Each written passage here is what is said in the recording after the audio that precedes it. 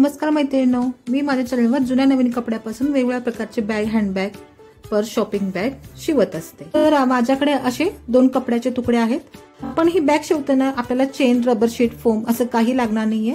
कापडाच्या तुकड्यापासून ही बॅग शिवणार आहोत। ही बॅग आपल्याला वेगवेगळ्या कामासाठी उपयोगी पडते।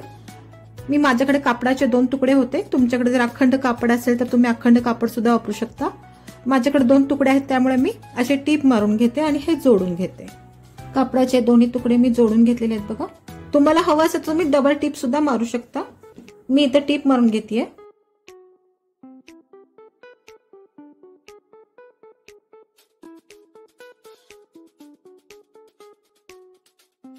आपण कोणत्याही कापडापासून हे शिवू शकतो। साडी असते, ड्रेस असतात, ब्लाउज पीस असतात आपल्याकडे।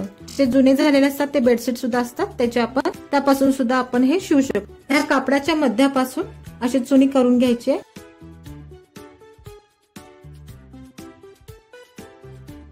अशी चुनी करून घेतली आहे आणि हे अशी ह्याला गाठ मारून घेते। किती सोपी पद्धत आहे बघा।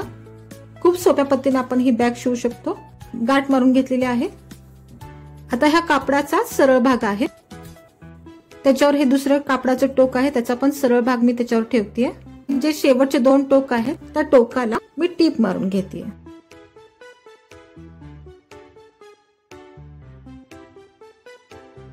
या नॉट पासून एक वीतभर अंतर सोडून मी इथं कापड लॉक करून घेतेय। तुम्हाला हवं असेल तर ह्याच्यावर अजून एक टीप मारू शकता।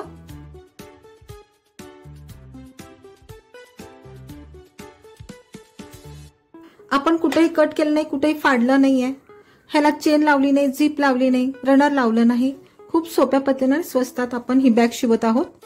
आता ह्या दुसऱ्या बाजूच्या टोकाला सुद्धा आपण जोडून घेऊया।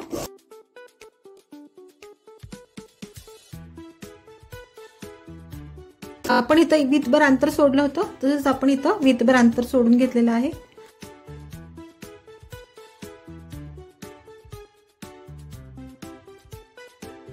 मी अशा दोन्ही बाजूला टीप मारून घेतली आहे। आता हे जे आपण ओपन भाग आहे, ओपन भाग असा उघडून घ्यायचा आहे। ह्या टिपेवर हे टीप ठेवून अशी टीप मारून घ्यायची आहे। मी अजून एक टीप मारून घेतेय। एक्स्ट्राचे दोरे कट करून घ्या। किती सोप्या पद्धतीने आपण बॅग शिवलेली आहे बघा। आता मी हे सरळ करून घेते। भाजी आणण्यासाठी आपण वापरू शकतो। दूध दही आणण्यासाठी सुद्धा ही पिशवी वापरू शकतो। भाजीसाठी हे आपण वापरू शकतो। नवीन कपड्यापासून असे वेगवेगळ्या प्रकारचे चॅनलवर अपलोड करत असते। तर तुम्हाला माझा व्हिडिओ कसा वाटला नक्की सांगा। लाईक करा, शेअर करा, सबस्क्राईब करा आणि बेल आयकॉनला क्लिक करा।